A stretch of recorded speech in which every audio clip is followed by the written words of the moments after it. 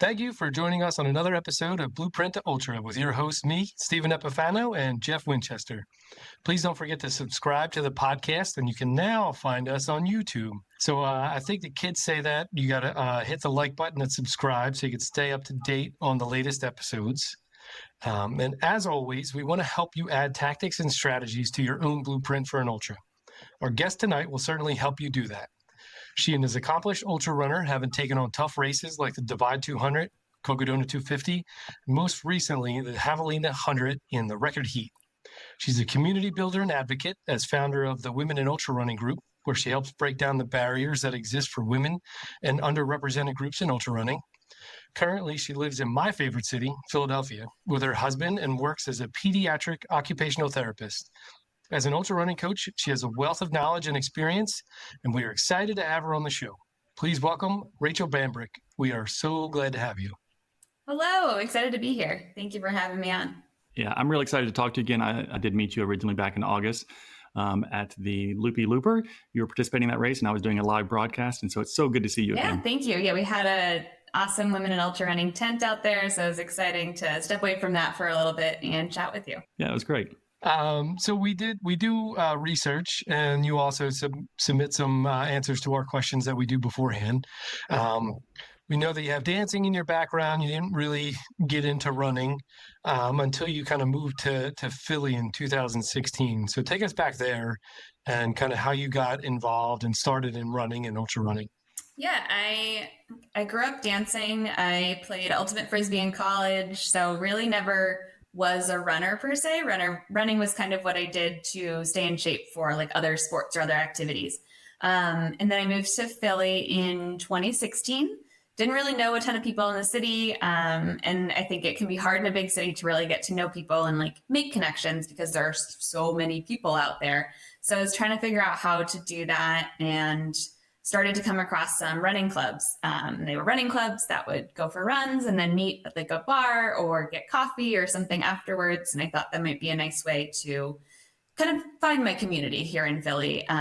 So I went to my first one, was scared as anything to be there. I think I was the last person in the group to get back to the bar, but still made some great friends there, some that I still am friends with today, which is awesome. And then from there, really just started to explore. Philly has, I think, a beautiful running scene. We have so many running clubs and communities, and there's not, I think potentially in some other cities, there's a bit of like, I'm part of this club, so I only go to here. It's kind of territorial, but in Philly, we really don't have that.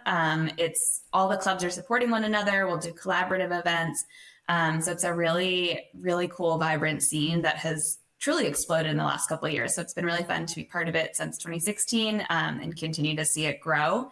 So that's really what got me into running, was just trying to meet people, trying to find my community. And then I think we've all had the experience that you go to a run club or you start talking to someone and they say, oh, I ran this half marathon, or I ran this marathon, or I ran this ultra marathon. You start to think like, what could I do? And that's exactly where that all started. And it definitely snowballed from there.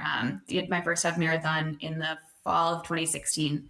And yeah, now running ultras. Running is like the ultimate peer pressure sport. For sure. It really is. Yeah, I was going to go a little bit into what you just said. Like when your first experience at a run club, when you describe being scared, like to go and everything, I think that's a real emotion that a lot of people have, because to do something new in a new city that you've never been a part of and to go to a run club can be intimidating for a lot of folks. And you actually said that you were the last person who got back to the bar on that first run. The fact that you acknowledged that you were scared going in, the fact that you were the last person at the bar when everybody was already done with their run, and yet you went back for a second time. Like, how did you feel confident enough to go back? Like, was the run club that welcoming to you, even that supportive of you, even on that first time when you were the slowest person, which was your fear probably going in? I think it's a little bit of two-part. I do think this community, and once I came back to the bar, had a drink with some people, I realized like, okay, I already faced my fear of being the last person back, and that already happened, and no one's like exiling me for doing that. They're welcome, like, hey, come on, like, come over here. They were still very welcoming despite that big fear happening. So that was definitely part of it. And I think the other part is I'm incredibly stubborn. So if I'm not very good at something yet, or I'm not good at something, I will just dig my heels in and work at getting better at it. Not that I'm the best runner in the world now, but it was something I really enjoyed. I made some good connections and I was like, all right, I'm not the greatest at this, but how do I find my niche? How do I continue to show up? So I think that stubbornness, is a huge personality trait of mine, which can be good and bad, but definitely lends itself really well to running and training and ultra running. A lot of people will go to these run clubs, like you said, they'll start talking to people who are doing half marathons, and you'll get inspired to do something like that. But there's not a lot of ultra runners in run clubs. And so there are a few, you start to begin to find one another, right? So take us there. Like at some point you were exposed in your run club to somebody who was doing, I think in 2018, a run across Haiti. And then in 2019, you did the same exact race. So tell us about that. You did the running across Haiti in 2019 as your first ultra. Yeah, one of my friends, she's one of my very good friends now, Jess, she was really kind of like an acquaintance at the time. I'd seen her at a few different run clubs or groups that I was going to, and I started to hear that she was doing the run across Haiti in 2018.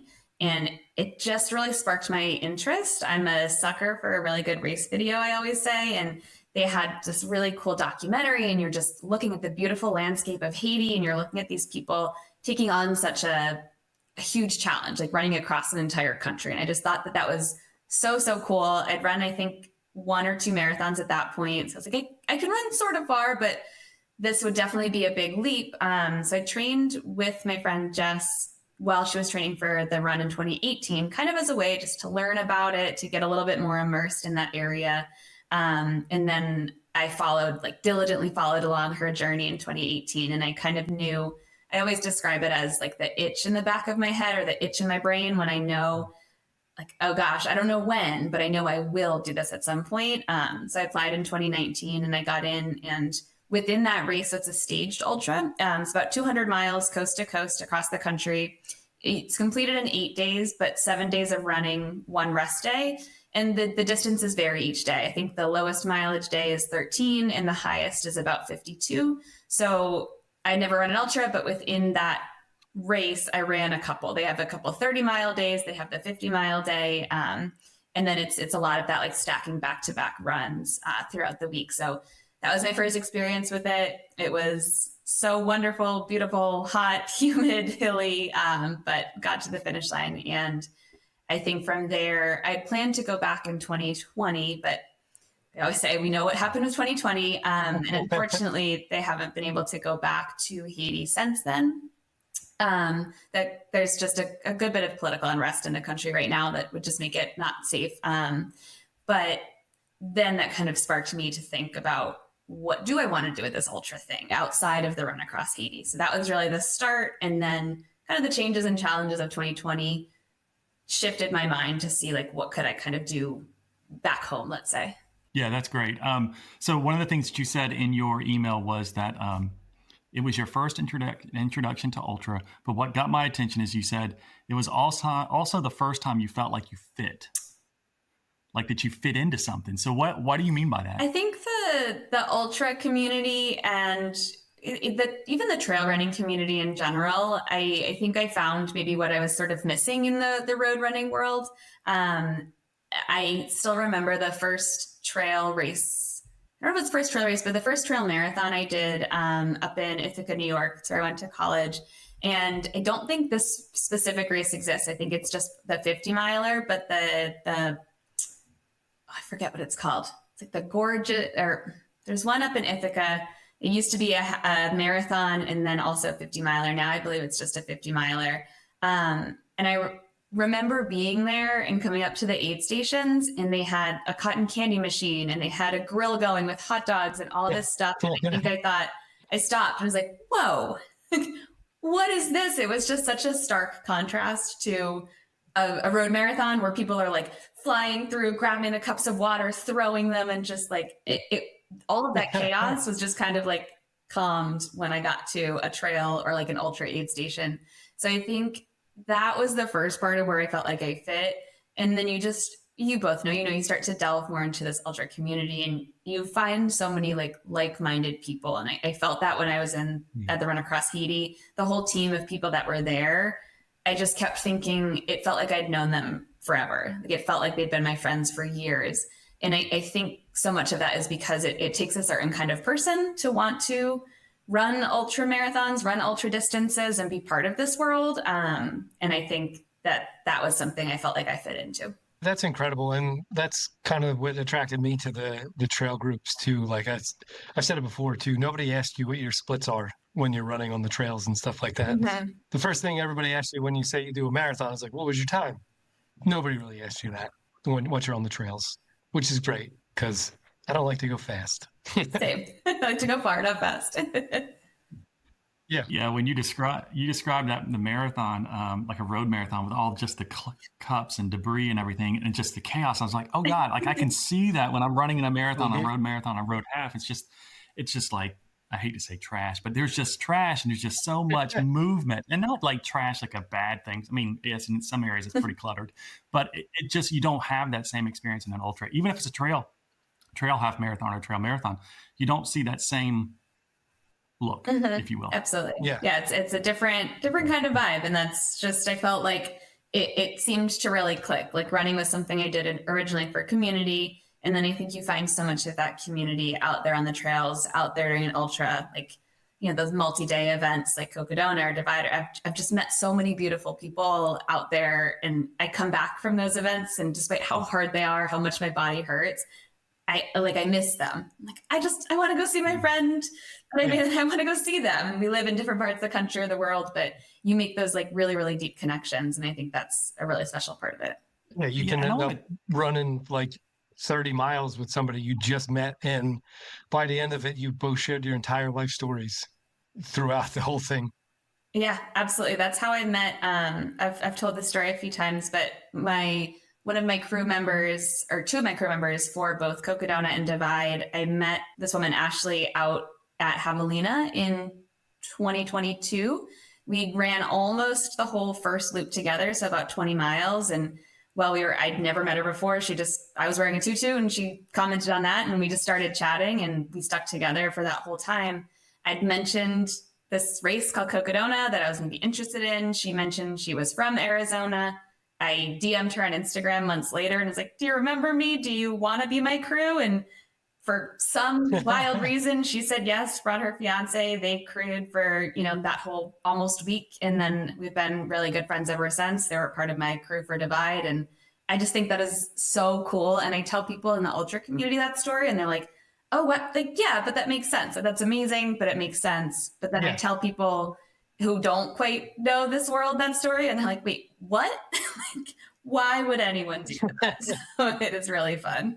That is fantastic. So you have touched on the Divide a couple of times, and when we looked at your ultra sign up and we looked at your race history and stuff, and even the information you sent us, that race popped out. And for me, it kind of got my attention because I'd actually never heard of the race. And it's crazy because I feel like I know a lot of them that exist because I've been doing the sport for a while now, and I've been doing podcasting for a while. So I feel like I've learned about a lot of races that exist.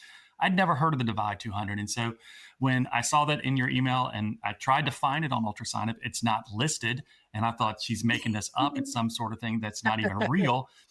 But I found the website, I found your results, I found everything about it. And it's an incredible sounding race. And so I'd love to spend some time talking about it. And so for those who may have been like me that never heard of this race, let me just tell you kind of some background. It takes place in the Canadian Rockies. It's 200 miles. It's got 40,000 feet of gain and loss. You have 100 hours to complete the race. And I think this was the second year it was offered. I think the first year was September 2023. Then again, it was offered this last September. It is taking place in 2025. And according to the website, the course is a combination of single track, double track, a small amount of road, cross country, and even a bit of bushwhacking and scrambling, which is just nightmares fuel to me. River crossings, yes, that's par for the course in the Rockies. The race is about alpine travel, ridge walks, and getting you into remote backcountry. Runners run portion of the Great Divide Trail in the southern Canadian Rockies. It sounds incredible. And from an ultra runner perspective, it sounds like the dream type race. And yet a lot of people don't know about it.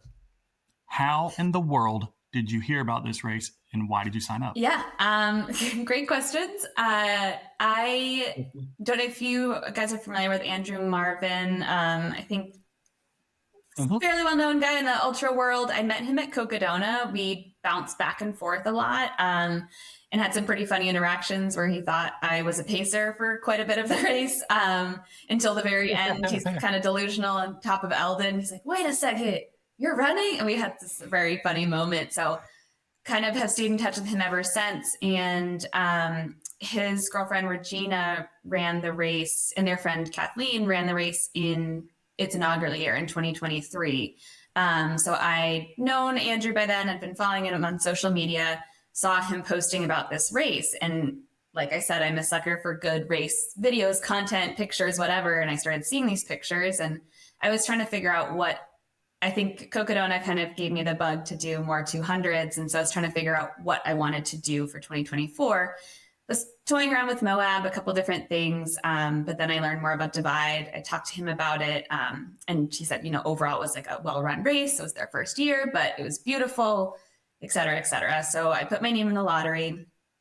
I got picked, but I think also what really solidified it, outside of just it sounded scary but exciting and beautiful, the original lottery draw, which obviously things changed by who ends up registering and showing up to the race. But with the original lottery draw, it was 50-50 gender split, male, female, which I thought was really, really cool. It was a completely randomized lottery. And to see that come out that way, to me, indicated that a lot of women had put their names in. So to me, being someone who really is passionate about getting more women involved in this sport, it was signaling that the race company is doing something right, that women are feeling like they could run this race, are feeling like they'll be accepted at the start line, are feeling like this is a approachable kind of like race company. So that's what really, when I saw that, I was like, okay, I think I have to do that.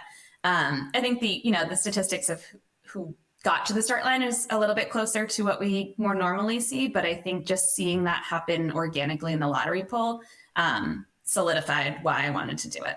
So how many runners get selected for this race? Because I didn't even realize I had a lottery. So I'm not 100% sure on that. They did a lottery their first year. This year they did a lottery poll and then opened it up to open registration eventually. I think around 100 people registered, and then about 85 started.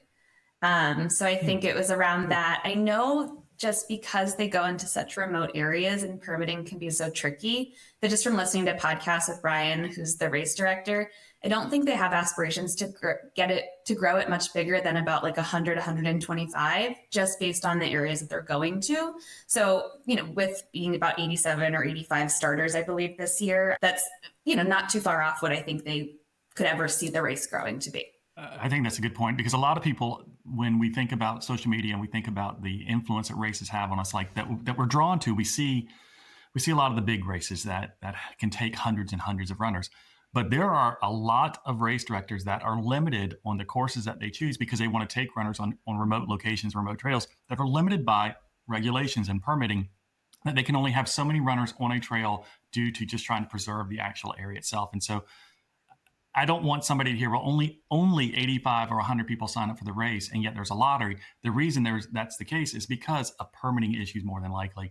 And so I think it sounds really cool. But with a 200-mile race and 85 people, you got to be alone a lot. Yeah, as we said, it leaves a lot of room for gaps between people. That was something I hadn't fully wrapped my head around until I was out there and experienced it. I don't think I really thought about the difference. And my only other 200 plus experience was Cocodona, which is quite a bit bigger. And you have some alone time for sure, but you can see someone up ahead, or you can see maybe a headlamp behind you, or you bump into the same people. This race, it was almost an entire day when I was by myself, and it was without having pacers at that point too. So there was nothing really I could do, but it did lead to a really awesome moment. I had left my crew and I was like, I'm just gonna, I guess, go out by myself again. I was getting pretty lonely. I was okay, but I just missed people. Just out in the backcountry alone. And then I get to an aid station and I start to hear people behind me. And I was like, oh my gosh, yes. And then a couple more people came in and they were all women. And I was just like, like, no offense to my lovely male counterparts, but I was like, amazing. And like, I asked them, I was like, can we please go out together? I'm getting so lonely. And so we all like kind of banded together. And I think there was about a group of 6 women that we all left, and we stayed pretty much together for the next aid station. And then about like 4 or 5 of them, we kind of stuck together or bounced back and forth, or had really this just wonderful group kind of camaraderie where we were checking in on one another, asking if someone had made it to an aid station for the entirety of the race. And we have like a cool picture of us at the end. So that loneliness and that not being with people, while it was a bummer, did lead to a really cool moment of connection out there. So that was pretty awesome. Yeah, it's amazing. I love those experiences, because even running the bigger races like Cocodona, I think I was alone for 85% of the time, I think, in 2 of the 3. And then the second one I did, I just happened upon this woman, and she was from Japan, and we barely spoke any, like, she couldn't speak English, I couldn't speak Japanese, and we just kind of like ran together for, I'd probably say a good 60% of the race. And that was awesome. Like, we never planned on going out of the aid station together, but all of a sudden I would see her up ahead, or all of a sudden she would just like pop up behind me. And I was like, oh, okay, we'll just run together again. So, but that was really cool. But it was kind of like being alone, because we really couldn't talk to each other. That's such a bizarre but amazing experience. Yeah, to spend more than half the race with someone, but not know how to communicate verbally, at least. Like, I'm sure you had interactions, really cool, but different. Yeah. You both cried at the same time, so you knew that each other was hurting in that moment. Yeah. Speaking of crying, speaking of lows, in the Divide 200, you had some really good weather, we understand. So what happened with your weather? Really great weather. Yeah, it was quite rainy, which leading up to the race, you're checking the forecast, and every day I checked the forecast, I was like, oh God, it just kept looking like it was going to be more and more rain. Never looked like it was going to be constant, but just any amount of rain in that distance is just an added factor to a lot of factors that you're already trying to balance. So I think it was day 3. Nope, night 2 is when the rain really started. I think one of the most challenging parts is the soil or the trails or whatnot out there. When they get wet, it just turns to like this slick, like peanut butter consistency. It's really sticky. Like your shoes will sink in, and like the mud will try to pull your shoes off your feet. It's really slippery. And with how much, like, just there was constant up and down with these trails, like big climbs, big descents, big climbs, big descents. You're just skiing down the descents and just like kind of slodging your way up. So that was a huge factor, and it definitely led to my lowest low, which was actually night 3, which is when the rain really picked up the most for me. And talking to other runners, I think everyone has a different night 3 story. Like, no matter where you were in the race, people who were significantly further ahead than me had similar experiences. It really started raining. We were in an area where I was also seeing a lot more bear scat, which was also a big fear of mine, not being from grizzly country, being just out there in that. I was with my pacer, Jesse, he did an amazing job. Like, just, he was scared too, but just keeping us moving. We're all slip sliding all over the place, kind of on this single track coming down like the side of a mountain, not like a steep one, but enough where you're on the single track trail and then it's just a slope off the side. And a woman behind us, Lucia, who was sticking with us, she fell, couldn't get back up onto the trail because it was so slippery. So Jesse had to pull her back up. And I didn't have the right rain gear. I learned, could have done better in that. And I now know, and I've now purchased some. It'll probably never rain in a ultra for me ever again, but I have the gear now. So I was just completely soaked through, freezing cold, because it's probably maybe like 50 degrees, high 40s, and rain, which is not pleasant. Just watch someone fall off the trail, terrified, confused as to like how I'm supposed to keep going. I could barely move on the trails. I'm soaking wet, I'm freezing. And I really started to think like, I'm going to have to be done. Like, if I can even get to this next aid station, if it keeps up like this, I can't go back out there. I don't have the gear. I'm too cold. What are the trails ahead of me like? Like, can I even traverse them right now? Like, what are they looking like?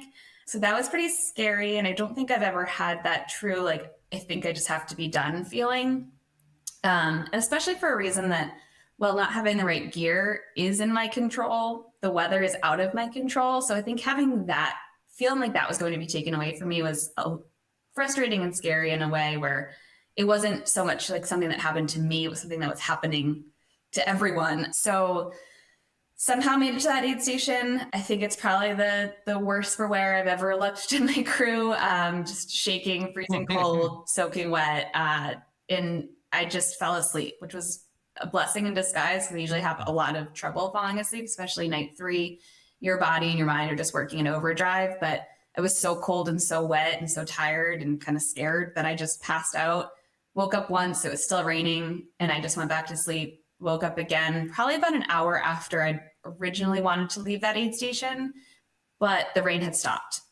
So during that time, my crew had talked to people who were local. We talked about what the next section of trail looked like, learned it wasn't as challenging, it wasn't as technical, and it wasn't supposed to rain as much for the rest of the race. So somehow got back out there and continued on, and it wasn't as bad there. The mud and the rain continued a bit more, but it was definitely not as like sketchy, and I didn't feel that like kind of scared or danger that I felt. So pushed through that low, but that was definitely my lowest. I was pretty convinced my race was over, and was pretty like just frustrated that it was going to be rain that was going to do me in. But yeah, luckily the rain gods listened and it stopped, and I was able to still get out. Oh. It pushed me closer to a lot of cutoffs, but we were able to make it happen, which was good. Listening to you, you're talking about a lot of fears that I have is like falling off the side of a mountain. That's definitely one of them. And then it's a good one. Encountering a grizzly bear, I just think my mind would explode. Like, oh God, what are we going to do here in this moment? But you went for 97 hours and 48 minutes. 2 hours from the actual cutoff, 2 hours and 12 minutes for the 100-hour cutoff. What was it like when you crossed the finish line thinking, I didn't think I was going to do this race in the first place. I didn't think I was going to survive, literally survive. Yeah, it was a couple things. I think like so you descend off kind of just out of the mountains, basically, back towards, it's a looped course. So you back towards like the area where you started, and you kind of drop out onto the roads. And it's a pretty cool ending to the race because you are finally on like kind of more flat ground, not finally, but it's one of the few times when you're on more flat ground, one of the few times you're on road, but you can see the mountains like all around you on either side. So it was really cool. I was talking to my pacer and I was like, we were just up there for 4 days. Like, how cool is that to see? And I think from what I've read in the race that they kind of try to do that a little purposefully. They take you in the trails for a little bit, you're by a stream, and it's just really peaceful in a different way. And you can just see everything you just did around you. So I was reflecting on that, which was really wonderful. We knew leaving the aid station before the finish line, we knew it was very doable, but we knew like I couldn't dilly-dally. I couldn't take a nice nap or something on the trail. Like we had to go and just keep going. And I think my crew was a little bit worried because coming into that last aid station, the sleep deprivation finally caught up with me. I'd done so good preventing it, whereas in Cocodona, it hit me a lot earlier. But I really just started to feel not hallucinating, not exactly even falling asleep standing up. I felt like I was outside of myself. I had to keep reminding myself like where I was and what I was doing. I felt like sort of in a trance kind of state. And I was taking a couple minute naps, just sitting down cross-legged, like putting my head to my chest and completely passing out. So I was dead tired. And I think the only worry was that I was just going to be like too tired really to like move efficiently through that last section. Because it was fully within reach, but not with a ton of wiggle room. And so we left, and my pacer, Travis, I felt bad. Like, I'd made all the race plans and calculations, and we thought I was going to be maybe like 90 to 92 hours. And then all of a sudden he's just going to have the celebration last section. And then all of a sudden it's like, all right, she's got to go. Like, we all got to go. And he just took off. We got to go. And I just held on to his coattails the whole way there. So then, yeah, we finally kind of drop out. looking at all the mountains around us. But we're about 4 miles from the finish at that point, and you kind of stay by this trail along a stream. But 4 miles, the end of a 200, can take like 2 hours. So you're like almost there because you're out of the mountains, you're near the road. It feels like civilization again, but you're like, still have 2 more hours. And I was still really, really tired. Like I tripped and fell at one point in that last little section because I was just daydreaming off in a different world. But then finally you come up to the kind of like, it's like a ski resort area that the race starts and finishes in. So you come up to that, you start to see, where you were. And I always think I'm going to cry at the end of these, and I don't. And I'm a pretty emotional, like I'm a crier normally, but I just think I get sort of overwhelmed. I get a little bit emotional leading up to it, but I just kept saying to him, I was like, I couldn't believe I was there. I was still a little bit kind of out of my mind, but the biggest feeling was truly can't believe I'm here. And then my biggest takeaway from the race was just, it was so hard. Like it's by far the hardest race I've ever done. And I think like, I'm very blessed to live a very kind of privileged, blessed life that I have. And so I think like that might be the hardest thing I've ever done. Hardest race, and then potentially just like hardest thing I've ever endured.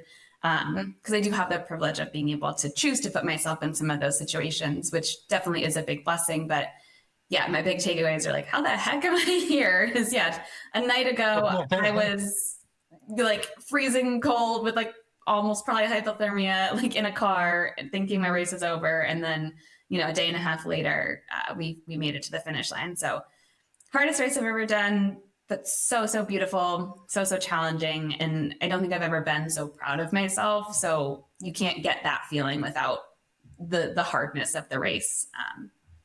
Just incredible. So we would be remiss before we move off this, because our whole goal here is obviously to help people come up with things they can add to their own arsenal or their own blueprint, right, if you will, for their ultra running. So you mentioned that, you had all the wrong rain gear. And the reason I bring that up is because if I look at the weather report, I'm going to try to figure out what do I need to wear? Do I need to grab myself a little poncho or a trash bag or something? But that's not really practically thinking about rain gear. That's just trying to figure out that it's going to be a small little amount of rain to kind of deal with for a few minutes. What do you mean by rain gear that you had to buy? Yeah, I think I learned, and looking at the forecast ahead of time, it looked like it was going to be just intermittent rain. So I also don't think I properly thought through like, if I thought it was going to rain 4 days straight, I also may have like maybe bought a couple extra things or packed a few better things. But from looking at the forecast, it looked like passing showers. A lot of what I was hearing was that's kind of what the Alpine region is. So I learned my rain jacket was not holding up very well. It is should be a pretty good rain jacket, but it's so like that amount of rain consistently there's no tree cover everywhere. You're just under the rain. You can't shelter from it. You can't get out of it. There's nothing blocking it where we were at that point on that third night. So that soaked through. Waterproof gloves. And I haven't tried them out in the rain, but I just got a pair from John G. They're supposed to be at least like water resistant, and mine were just gloves. So that was really tough. Those soaked through, and then it's really hard when your fingers are freezing and wet and cold. So I also couldn't like eat or do things because I couldn't move my hands. So I did not feel very well in that section. And then also just I think a pair of waterproof pants. I would never, it's probably not something people need to pack for every ultra, but if there's a chance of rain in the forecast, if you're going to be out there for like, let's say like a 200 miler or even a 100 miler, having a pair of like waterproof pants that you can throw over like your running tights or your running shorts. I saw a few other people with those later, and it's like, that would have been great because mine just completely soaked through. So I think better rain jacket, waterproof pants, and some gloves with some sort of waterproofing. I've also been told some people will wear like a latex glove underneath their running gloves. So that way, even if the outer layer gets wet, you still have that insulation. It can get kind of sweaty, but if it's a super rainy, prolonged period of time, that could be an option. So learned a lot. So yeah, listen to this, learn from my mistakes. And it looks like even passing showers, maybe just pack that little extra rain gear because we never know what could happen. It rained for me on Mogollon for like an hour and a half to 2 hours, and just being wet is horrible. Like, you can't regulate your body temperature. It throws everything out of whack. Thankfully we like hit the top of the mountain when it hit its hardest, and I was able to change my shirts underneath. But like, if your core drops, like, because you're so wet, then you can't feel your hands, can't start feeling your feet, all that kind of stuff. So the proper gear does certainly help for sure. And to make sure that you actually have it with you in your pack. Yeah. Because there's a lot of people will put it in a drop bag, and then they think they're going to move faster. And then it's like, oh crap, I'm an hour out from the aid station, and it's pouring. Yeah. Getting used to carrying in that 200-mile distance, getting used to carrying that heavy pack is so important, because honestly, overpacking it is better. It's going to be a little more weight, but unless you're like the lead runner in one of these races, like that little extra weight is not going to make a difference. And being prepared, just like you said, for those moments where, oh, I'm an hour slower than I thought and the rain has picked up, but I have my jacket, so I'm going to be okay. Like, that's going to help you move faster than if you don't, and your body temperature drops, you're getting cold, you can't really keep moving as fast. So that preparedness is huge. That's awesome. I'm laughing at myself because I have run a couple hundreds, and I've done the Canal Corridor twice, and both years it has been cold and has rained. And I've known it's going to rain because I've seen in the forecast, it says 50% chance. And so I'm like, okay, I'll wear gloves just in case. Every single time my gloves are soaked through the core. And in my brain, I've never thought about going out and buying waterproof gloves. I'm like, why? Like, I like listening to you say it, I'm like, that's brilliant. I'm just been an idiot. Like, I could literally just buy waterproof gloves and use those as my gloves and not have the same drama that has happened for the past 2 years of that same race. And so I appreciate you suffering and kind of having that take home point for me today, at least. And so if everybody else knew about those, well, then good job. I do want to switch gears, if that's okay, a little bit, because Steve mentioned in the introduction that you have this organization that you founded called Women in Ultrarunning. And we want to spend some time talking about that to understand it and to know a little bit more about how it got started. So we have some questions we definitely want to ask. But before we get into our questions, if you could tell us, when did it get started? Why did you start it? And what's it about? Yeah. We started January of this year, so January 2024. And I didn't set out for it to be what it is now, but I say that in the best way possible. I wanted to put on a ultra running series for women, because I think it's always puzzled me, just knowing how well women can do in the ultra running world. I think it's one of the few areas of running and even sport in general where women have the ability to win races all out and to outperform some of our male counterparts. Because when we're thinking about, brute speed, that's just, women are just not as fast as men, biologically. But with ultra running, there's so many other factors that come into play, like mental strategy, the terrain, all that kind of stuff, that I think that's where you're seeing things like, Courtney Dauwalter winning Moab, for just one example. And there are plenty of others, but seeing that when I first was starting to consider running ultras myself, I was like, oh, so, if women can win these races all out,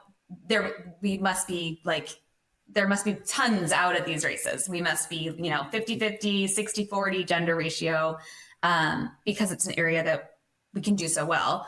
And then seeing that the statistics were closer to 20% female and 80% male, or 30-70, somewhere around that percentage of female ultra runners, I was really surprised by that. And I wasn't sure exactly what was going on. And since then I've thought more about it and kind of understand a bit more about some of the barriers, but I thought at least one area that I could focus on was helping to create sort of a safe space and a community where women could just learn more about the sport, be exposed to it in, I think a less intimidating way, hopefully. So I wanted to impart some of the knowledge that I had. I'm not a super experienced ultra runner, but I've run enough. And at that point I'd gotten a coaching certification. So I felt I kind of know what I'm talking about. So decided to put on a 4-part series where we would do a trail run, and then we would focus on a certain topic. So I think there's so much to the ultra running world that it can really feel intimidating in the beginning.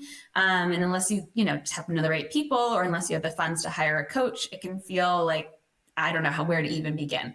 So our first 4 events were just an introduction to ultras, and then we focus on mental strategy. We did a session on hills and technical trails, And then we did a session on nutrition. So I thought that those are 4 areas that, while not all the tools in the world, could at least help equip someone to feel like maybe they could get out there and try an ultra. So we started with that. And then organically throughout that 4-part series, we did one event every month. I started to notice really what was a community starting to build, which was really cool to see grow organically. I was seeing people who were coming to all of the events. I was seeing people recognize someone from a previous event that they'd run with and go up to them and say hi. People were starting to ask, were we going to have shirts for a race coming up? And I don't even have a logo. I don't know how to make shirts. Like, I work in a hospital. I don't know how to do this. But I started to see what they were seeing, and I started to see what I think it could become. And if we want, and what I want, more women to experience the sport and to get involved in ultra running, if it just exists in Philly, that might help increase the numbers in Philly or the Pennsylvania area. But if this were to exist in other places, if this were to exist in other cities and towns, all of that would just help like raise the tide and help just diversify and bring more people from different areas into the sport. So I thought that was important.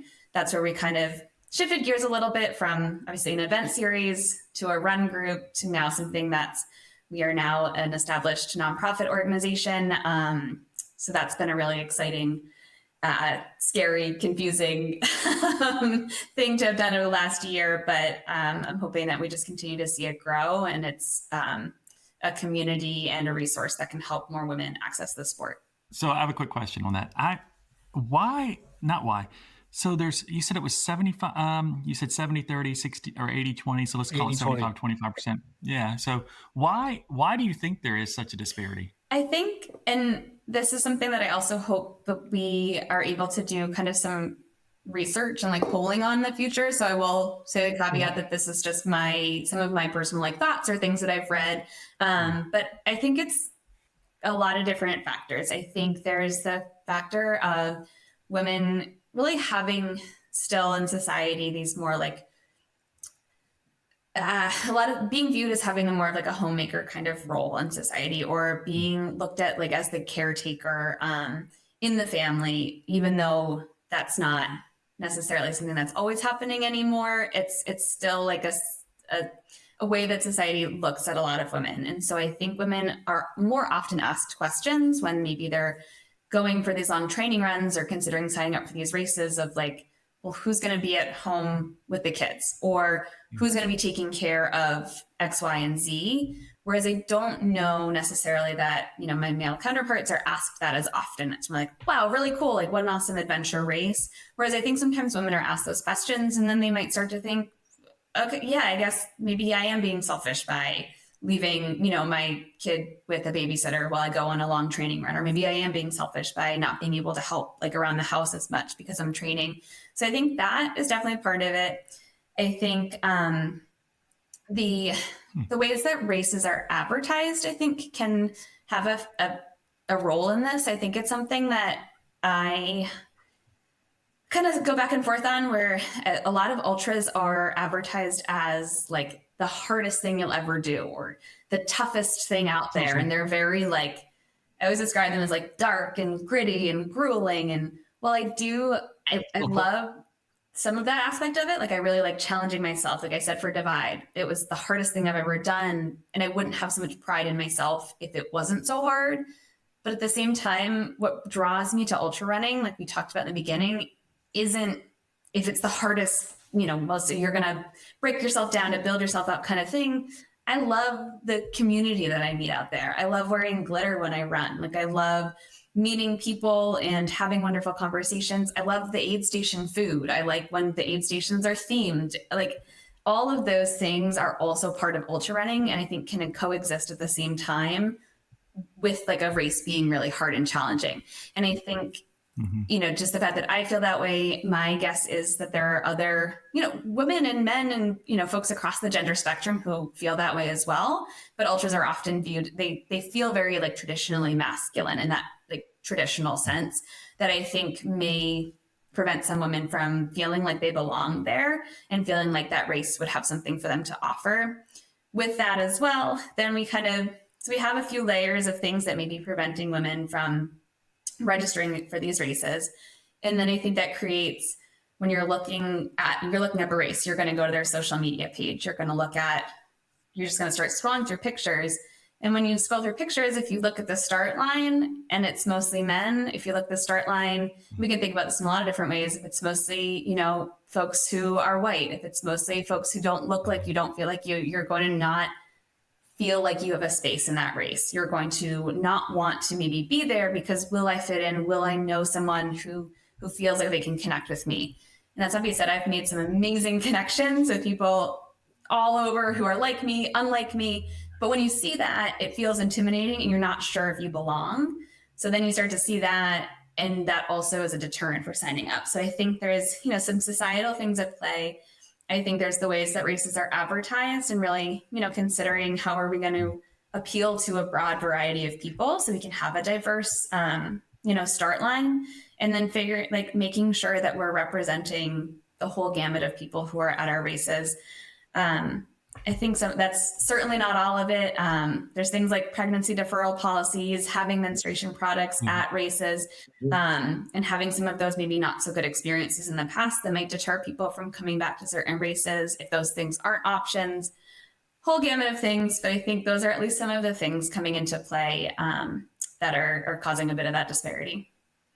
I just have a few things just to bounce off. Yeah, I think that's fascinating. There's some, so I don't know where I want to begin. You said the starting line pictures first. I'll start backwards. The starting line pictures, I'm laughing when you said it because I used to host races as well. I recognize why race directors hold that. I know I'm envisioning social media pictures right now. I don't want to name the race directors. I can see their beautiful banners and the starting line and your elite runners up front and all this stuff. But it is funny because you will watch, if you go to any race, right before the start is, the race directors will say, if you're a faster runner, come to the front of the line. And then you will find everybody who's like myself, all of us mid and backpackers, we are trying to figure out how to backpedal as much as we possibly can to say, I don't belong up there. They literally should take a picture of the back of the pack because then they would see everybody. It's why, though, when you go to Ultra Sign Up and you pick a race and you start researching it, you look at the first picture, which is just generally the best picture, right? But then you start clicking all the through and you start trying to identify people that look like you. And most people do that. Like, this race looks like people, they look just as old as me, or they look just as fit as me. I think I can go that race. So I think there's a lot of validity in how we evaluate a race. And I think if you're a race director, one of the other things you said is that we got to get better at selling the experience. Because what draws and what you even hear men talk about from our races is the experience, what we were able to take in. And yes, there is a David Goggins mindset for a lot of men who first get into the sport, or we come from an OCR background that gets us into the sport. There's been some sort of, we're tired of being we don't want to just be a weekend warrior, if you will. And so there is that side of it that has been marketed for a long time. And it does draw men into the sport because of that. It may not draw women to it. I don't know. Like, that's just some people are and some people are not. But I do see that. And I think if you look at the take homes that people have, they do take home the experience side of it that they all celebrate and everything. And it's why the really popular races are huge on social media about the overall experience. They're highlighting their aid stations, they're highlighting their parties, they're highlighting all the different things that are going on for the everyday person, if you will, that aren't just trying to be, and I hate to keep saying David Goggins because he's probably going to come one day and just hit me. But I mean, because I respect him for what he's brought to the sport as well, because he's helped the sport just immensely. That he inspired me early on. And so there's a lot to it. The other thing that you said that really got my attention was the societal norms about the schedule itself. And Steve, I apologize that I keep going here. So if you've got something, just raise your hand or whatever. But the societal norms issue, because as a run coach, and I work with men and I work with women, but it's a theme that I see across gender. It's not, for what in my experience, it's not just been with women struggling with this, but men have struggled as well on how they prioritize their training. And it's a common conversation I have with my athletes. It's also a common conversation I've talked to with guests as well.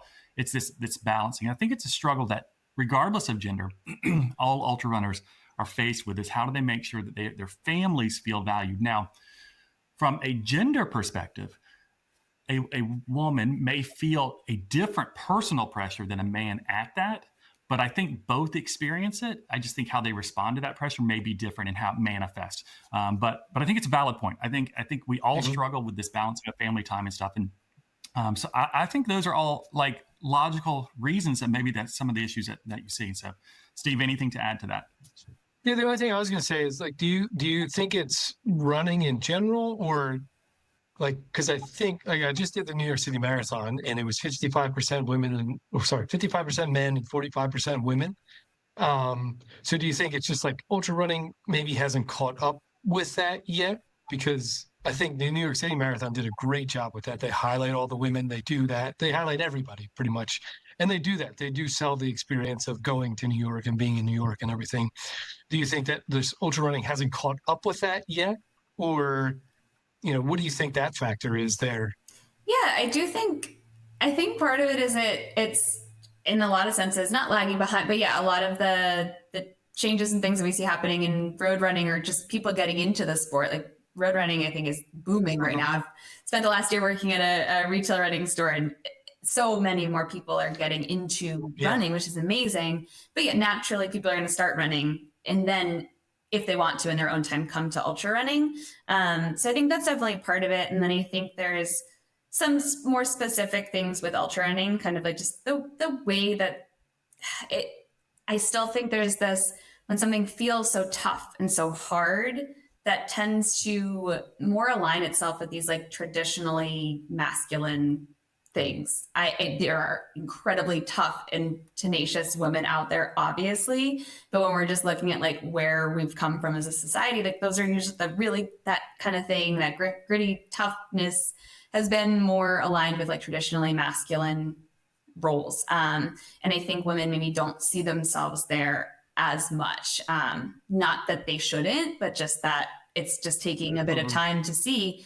And I think it's taking the advocacy work from a lot of folks in the ultra running world to help more women, to help more queer folks, to help more BIPOC folks feel like they can see themselves in this space. So I do think that is like kind of an area where it's just lagging behind what's already happened or is, continually happening. We're not caught up or perfect with like road running or traditional running distances yet, but I think it's working its way more there, but just seeing kind of ultra running follow behind. And I'm hopeful that with amazing folks doing really wonderful advocacy work to help get, I know there is, I think Out Trail is helping to get more queer folks out in the trail community.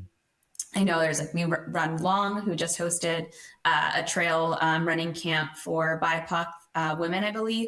And so having these pockets and areas where people can come together and feel like we said, like, there are people like me out here, and that's just going to continue to encourage more people to be part of the community at large and to be part of these races. And I do think, just like to touch on the finding of balance with ultra running, I do think that is that feeling of wanting to balance like home life and ultra running and training is kind of like across the gender spectrum.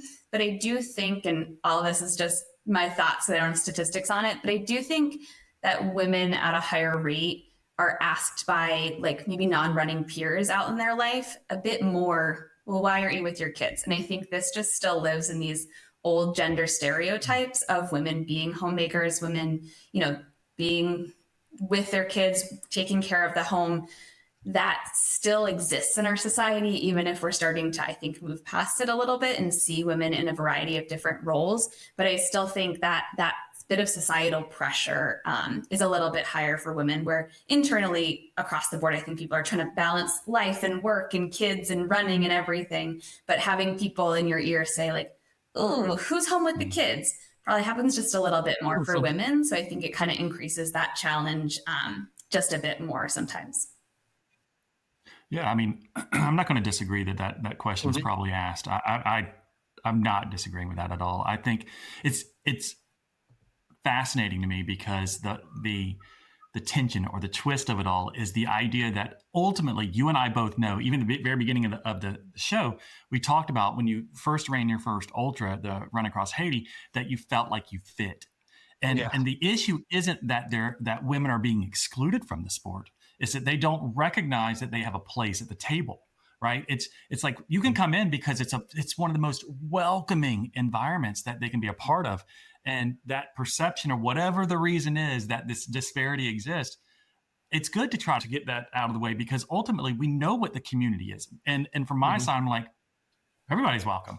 There's no barriers. Cool. Like everybody's part of it. And most ultra runners who are listening to this know that because they know the community, and we don't care anything about this other person except they're out here just to hang out with us and go have a great time and maybe suffer. Maybe it's hard. Maybe they're going to have fun. Yes. Maybe it's a good experience. Maybe it's a bad experience. Who knows?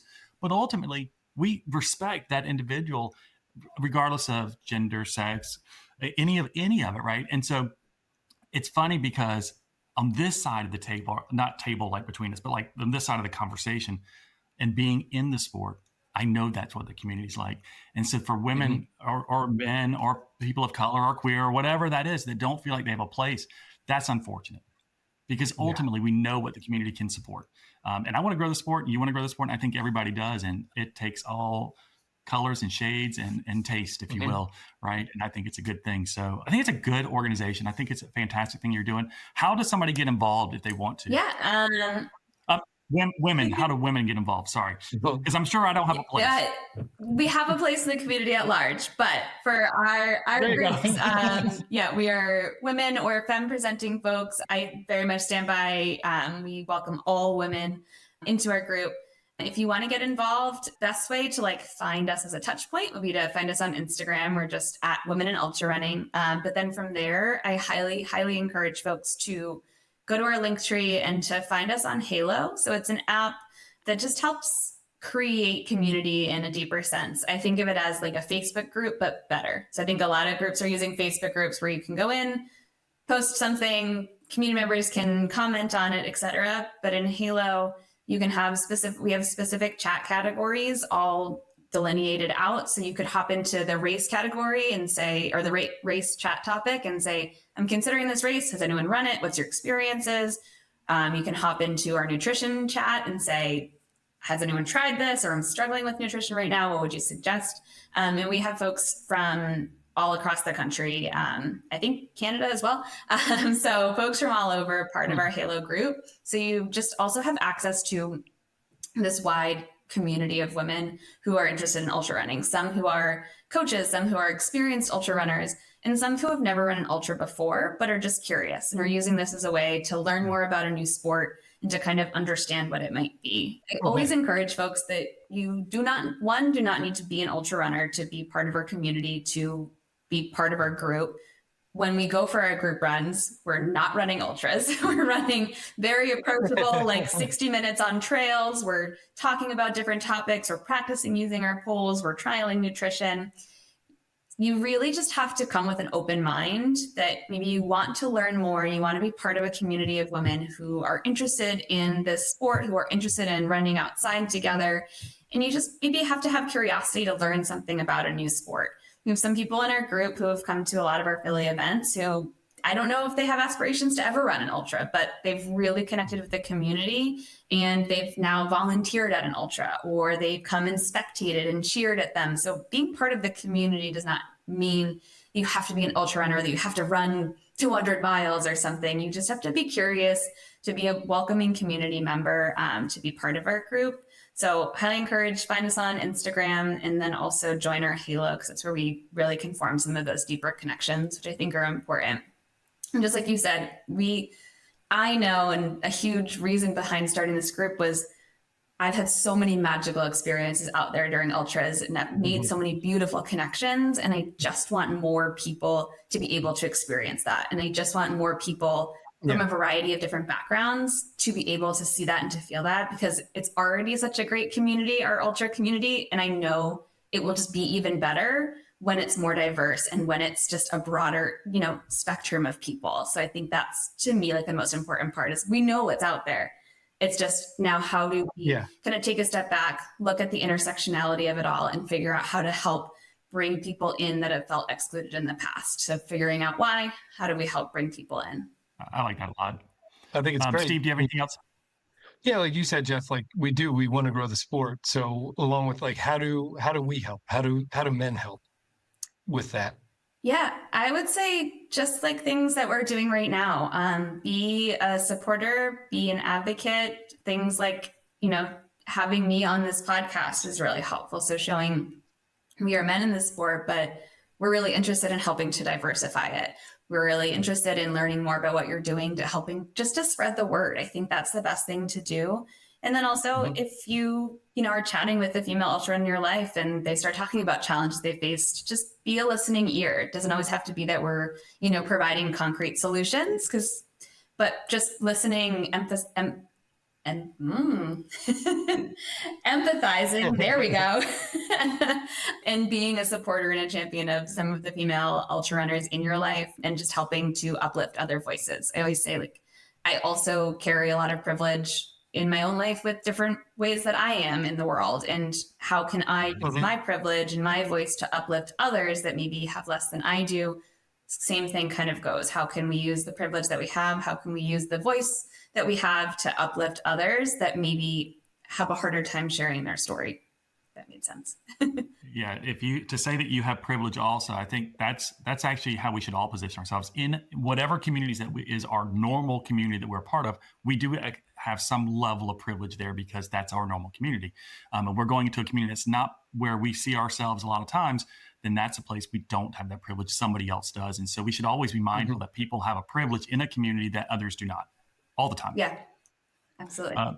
So we would like to talk about the Arizona 300. I know we only have a little bit of time to do that. And we have another thing that we want to talk about too. So just quickly, you have the Arizona 300 coming up in May. You have run Cocodona 250. You have run the Divide 200. You have done some beast, right? You're now taking on the longest official race that I'm aware of, at least in North America, the Arizona 300. That's not it's not staged trail. Yeah. Right. So this is the first time it's going to be offered. Just quickly, what experiences are you going to take from Cocodona 250 or Divide 200 to the Arizona 300 that you think is going to help you succeed in that race? That's a very good question. I'm not sure. No, because we're all listening. Yeah, I really think it sounds kind of like maybe woo woo or whatnot, but every time I run an ultra, I almost I imagine I'm just in this like big hallway and there's a bunch of these like doors that are shut. And I feel like every time I run an ultra, I open at least a couple more doors. And those doors are things like realizing just that you can persevere through something. So Divide, realizing I could persevere through what I thought was just the complete end to a race. I think at Cocodona, I got so sleep deprived, but I was able to see, how do I manage sleep deprivation? What are some tools that I have? How can I nap more efficiently? So I opened that door. And I feel like every time I do an ultra, I'm opening more doors. Sometimes there are these concrete takeaways, like, this is really good nutrition for me, or this is what I need to do on day 3 to care for my feet, let's say. Sometimes they're just doors like, I didn't think I could do that, and I did. Cool. Like, I'm stronger than I think I am. So I think all of that, every time I do another race, I open another door or two. And every time I run a race, I learn more about myself and I realize how resilient I can be.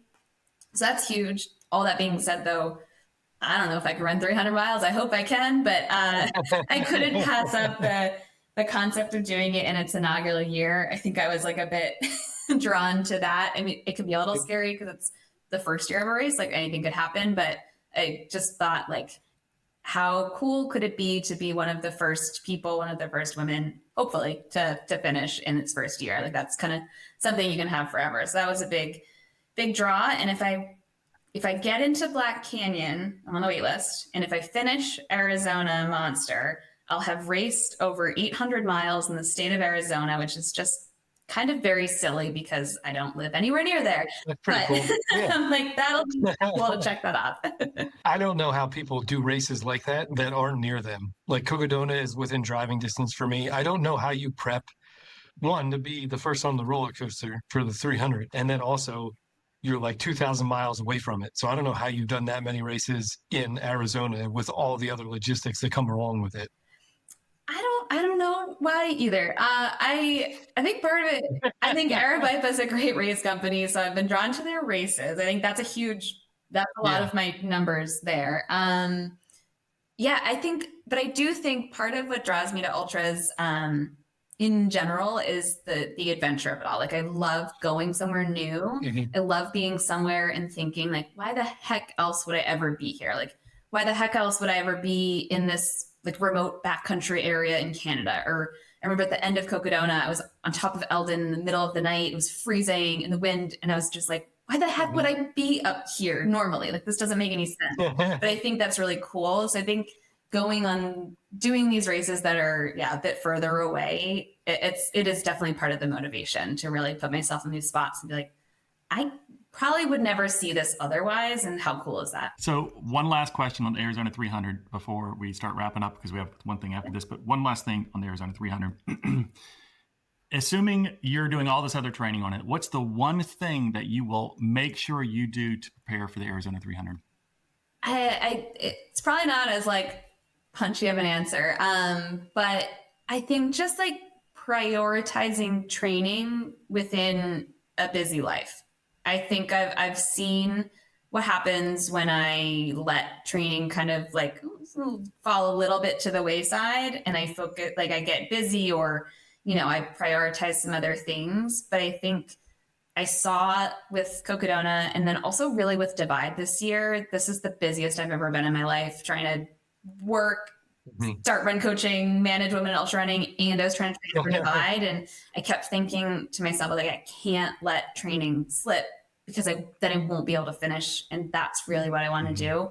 So I think the biggest takeaway and the biggest thing I want to do and continue to do is to find that balance between life and work and everything, but also make sure that that training has that like pie piece that's still solidified and set in there, to not let that fall by the wayside, because it is so important. I think, especially to having done, 250 to 200, it can be easy to be like, oh, well, I've run pretty far. I can probably figure it out. But every time is going to be a new challenge and a new adventure. So being trained up, and that means mentally trained. That means practicing my nutrition. That means, practicing with my heavy. It's not just putting the miles on your feet, but making sure that training piece still gets a big chunk of my priority. That's actually a really good answer. That's an answer from somebody who's run ultras before, and to not take those experiences for granted, to believe that you can just ride those experiences into something like the Arizona 300. That's actually a really good answer. All right, so one more thing. We do a segment at the very end of our show called the Coach's Corner, and we do this and we take an opportunity where we invite listeners to our show that they can either reach out to us through Instagram, through messaging, or whatever way they contact us. They send us a question that we read on air, and we ask it for ourselves to answer, but we also invite our guests to give a quick answer too. So we want to do that real quick. And Steve, this comes from somebody who I think contacted you directly. So do you want me to read it, or would you like to read the question from Angus? I can read it. It's from Angus. He's one of my athletes, so I answered him already. So I didn't leave him That's nice of you. And said, wait for the episode. But Angus says, when are poles appropriate and when do they get in the way? Which is a really good question, especially he's heading into his 100-miler attempt coming up this weekend.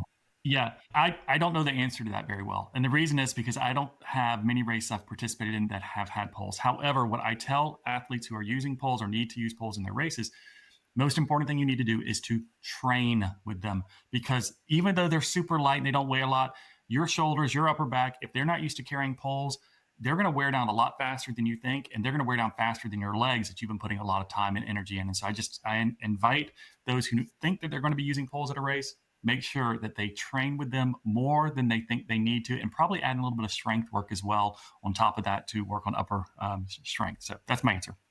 Steve. Yep. Yeah. So, and what I told him is, whenever I hit the trail, whenever I'm not doing road running, I would say probably 95 to 98% of the time I'm on a trail, I'm carrying my poles with me. Whether I use them or not, I'm at least carrying them. So I get used to carrying them, and I don't ever fold them up and put them in a quiver. I usually just hold them with me. And that's what I did for the entirety of all three of my Cocodonas, was I carried them, held them with me, and then I used them on the going up most of the time. But it also helps. So going up any incline, I use it for my power hiking, and then actually helps out a lot for saving your quads on the technical descents, where you can you don't have to like bang all around and try to brake. You can use your upper body, and then if you practice with them like you do when you're like your regular running, you won't get as sore. I know the first couple times I used them, my triceps were burnt and my upper back was like gone. So you definitely do have to train with them. You can't I wouldn't just use them at a race. Yeah, I would completely agree. I think Really, the only time I would not recommend using them if someone was interested in it is if you haven't practiced with them or you haven't trained with them. I think there's probably more benefit, and it makes a little bit more sense to use them. If people can kind of understand why, to use them for those steep ascents and those technical descents to help save your legs, to help use a different part of your body to help propel yourself, say, up a hill or a mountain. But I think if someone feels more comfortable later in, let's say, a flatter 100 with poles, but they've practiced with them, whether or not it's even taking a huge load off their legs, it's taking a little bit off. And if it's mentally helping them feel better later in, a more flat 100-mile or ultra, if they've practiced with them, that's the time to use it. If it's going to make you feel good and comfortable, that's when you use it. I'd say the only time to not use it is if you have not practiced with it and you're just pulling them out, because like we've all said, they take a lot of getting used to, kind of figuring out your own technique with them. So I always recommend to any athletes that I work with, practice, practice, practice. Anytime that I'm in my like very specific training for a race, like a couple of months out, I'm going out there with a full packed with all the gear that I'll be required to carry. I'm going out with my poles. Everything should be a dress rehearsal for a race day at that point. So that's the best way to kind of approach that training when you're really getting close with that like very specific long runs. That's a great answer. Yeah, I'm going to close this out for us just by simply saying, however, whatever your A race is, confirm that your A race allows poles, because something like Western States does not allow poles. And so if you've been practicing to use poles at Western States, newsflash, you cannot use them. So yeah. So you may want to get used to that pounding on the legs up and down without poles. So just keep that in mind. Find out what your A race is, and are poles allowed? If they're not, don't train with them, because you're wasting your time. 100%. All right, so that's a wrap, everyone. Rachel, thank you so much for being a part of it, and thank you for sharing your story really about appreciate the 200. Yeah, it's an incredible race that you had, and a very cool experience. And thank you for Women in Ultra Running, for the organization that you're leading, you founded, and what you're trying to do to kind of decrease some of that disparity in gender differences that we do see just from a statistical standpoint. So I think it's a great thing, and obviously that the information provided, and you've already given how people can stay in touch, or let me rephrase it, can stay in contact or keep up with Women in Ultra Running through Instagram. You personally, can people follow you through Instagram as well? I think it's Rachel_Lynn07 or something to that. You got it. Perfect. And so they can reach out to you directly to kind of see how you're doing. They can follow you on Ultra Sign Up. You are Rachel Bambrick. And so thank you all for listening to the show. Make sure that if you liked the show, if you didn't like the show, let us know. Let us know how we can get better, because we are early on. We're still learning how to do this as host, and we want to make sure that we are bringing you what you need to do your next ultra. And so, Rachel, thank you so much for being a part of it. We appreciate you a ton. And if you can just stick around for just a minute, but we are going to say goodbye to everyone else. And cool. Thank you so much. See ya.